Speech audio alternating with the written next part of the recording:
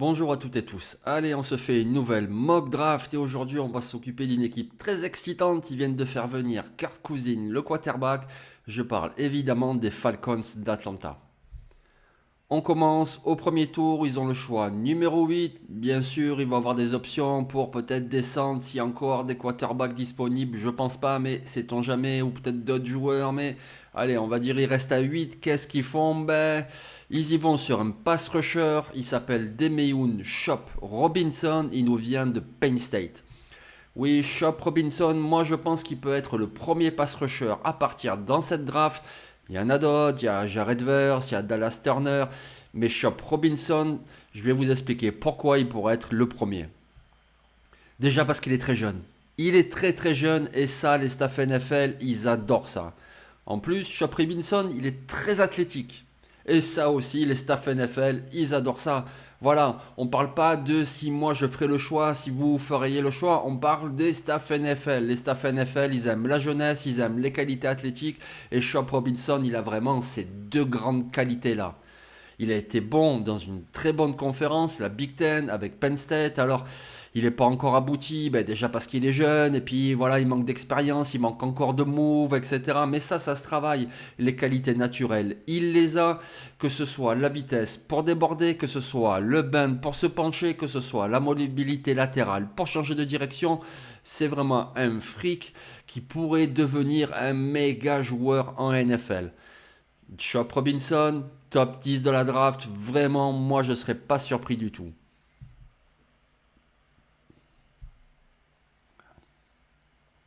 On passe alors second choix au second tour et on reste en défense. Mais là on y va sur le dernier rideau sur le poste de cornerback et on y va avec Kamari Lassiter de Georgia. Oui, un joueur de Georgia à Atlanta, ça paraît logique quelque part. Bien sûr, je déconne, bien sûr, les staff NFL ne font pas des trucs comme ça, mais bon, voilà. Il vient de Georgia, il va à Atlanta, allez, c'est sympa. Il leur faut un cornerback. Ils ont déjà des joueurs intéressants au poste, notamment A.J. Terrell qui est très bon, Mike Hughes qui peut jouer dans le slot, mais il leur manque encore un bon cornerback. Et Kamari Lissater, c'est un très bon cornerback. C'est un cornerback très intelligent qui comprend bien les tracés des receveurs, les lignes de passe, qui sait très bien positionner son corps par rapport au receveur pour ensuite le contrer, pour toujours le marquer. Il joue beaucoup plus physique que son gabarit. Voilà, c'est pas un monstre physique et pourtant attention, il y va. Kamari Lassiter, il serait disponible au second tour, sans doute le cinquième, peut-être sixième cornerback choisi. Pourquoi? Il n'a pas cette rapidité en ligne droite que les staff NFL aiment tant. Voilà, il manque un petit peu de vitesse. Tout est relatif, évidemment, ça va, il court, mais c'est pas à la flèche comme d'autres peuvent l'être, donc il me paye un petit peu ça. Il paye aussi peut-être un manque de production à Georgia, où il n'a pas fait énormément d'interceptions, etc. Donc voilà, ça pêche un petit peu à ces niveaux-là, mais pour tout le reste, il est excellent, il vaut largement un choix du top 50, je serais même pas surpris qu'il soit pris en fin de premier tour. Kamari Lassiter, choix 43, ça serait une superbe affaire pour les Falcons d'Atlanta. On passe à leur choix du troisième tour. Ils en ont deux. Qu'est-ce qu'on fait avec le premier? Voilà, Kirk Cousins vient d'arriver. Il y a Drake London. On espère que ça va faire renaître Kyle Pitts aussi, le Titan spécialiste en réception, mais qui pour l'instant, voilà, on dit qu'il a été mal utilisé. On va voir avec un changement de coaching staff si il a été mal utilisé ou si finalement, c'est un flop. On va voir.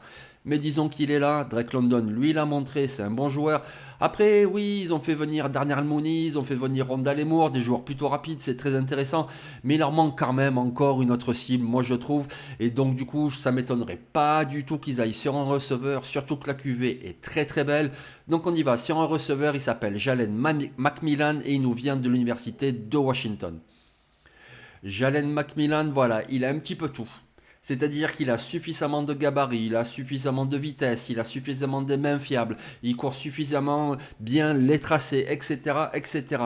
Il est disponible au troisième tour parce qu'il n'a pas une qualité comme ça majeure, que ce soit le physique imposant, que ce soit la méga vitesse, que ce soit...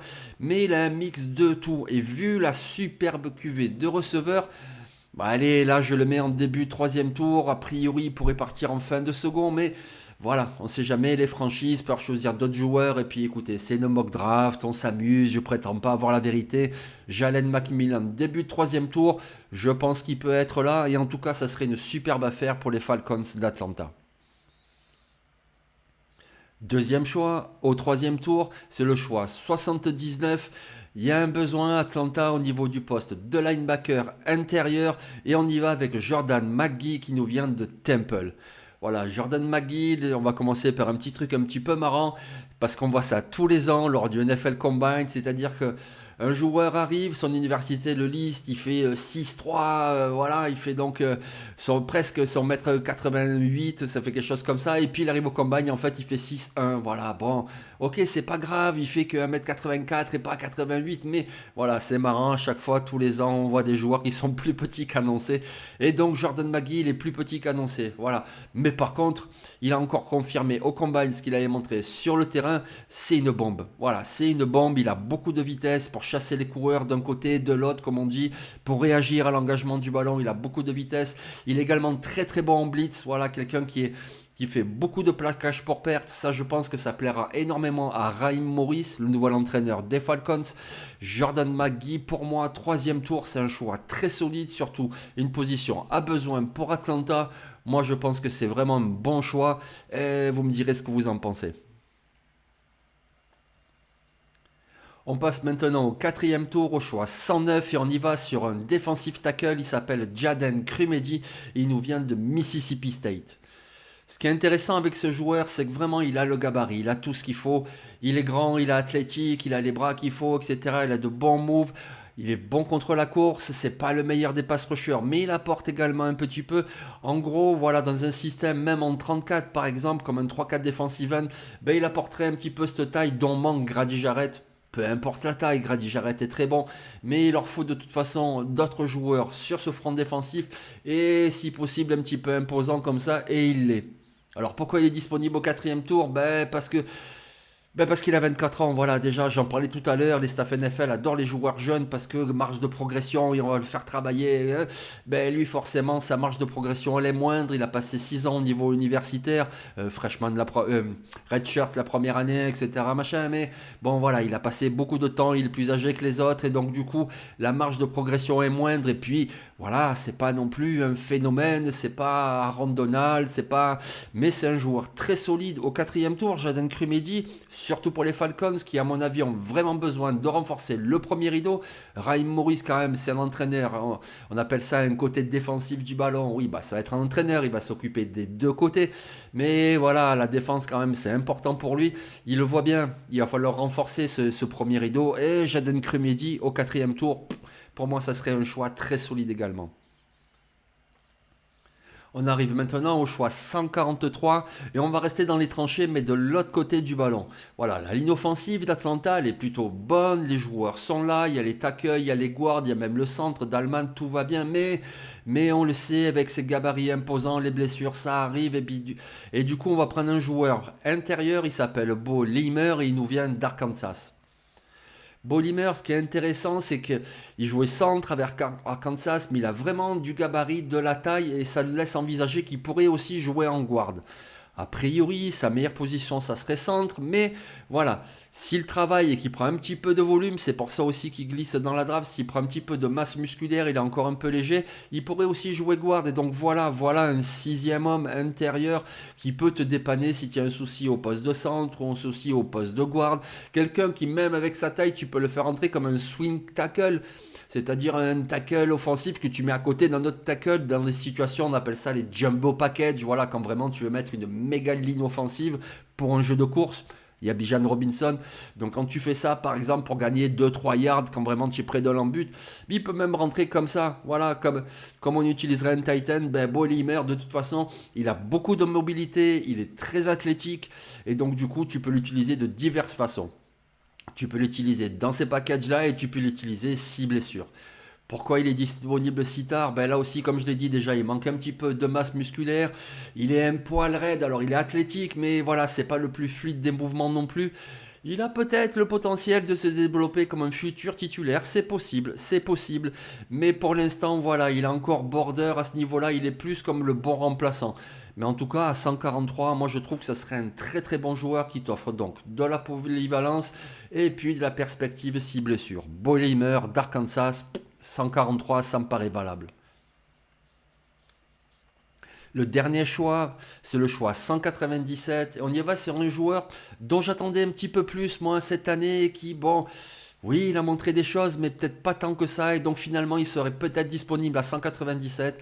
Il s'appelle Malik Mustafa et c'est un safety. Il nous vient de Wake Forest.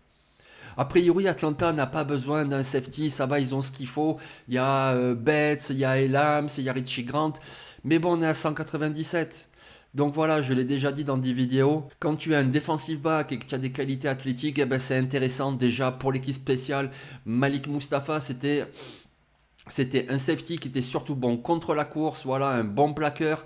Il a fait 80 plaquages sa dernière saison. C'est vraiment voilà, un joueur pour ce niveau-là. Et donc en équipe spéciale, il serait juste parfait. Alors c'est un bon joueur. J'attendais plus de lui. Mais finalement, qu'est-ce qui s'est passé? Ben, déjà physiquement, il n'est pas si imposant que ça. Voilà. C'est pas un strong safety vraiment costaud. Il manque un petit peu de gabarit. La NFL, ils sauront lui faire prendre de la masse musculaire. Il n'y a pas de souci. Mais voilà, il en manque un petit peu. Après, c'est pas non plus le plus productif en couverture. Voilà, il y a un peu ce manque. Moi, j'attendais ça pour 2023 chez lui. Je ne l'ai pas vu. Alors, peut-être qu'il n'était pas aidé non plus à Wake Forest, mais il a manqué ce développement-là. Mais bon, choix 197, un joueur qui présente ces qualités-là déjà pour l'équipe spéciale et qui en plus t'apporte de la rotation. Ouais, moi, ça me paraît plutôt pas mal pour Atlanta. Donc, je récapitule les choix qu'on a fait aujourd'hui.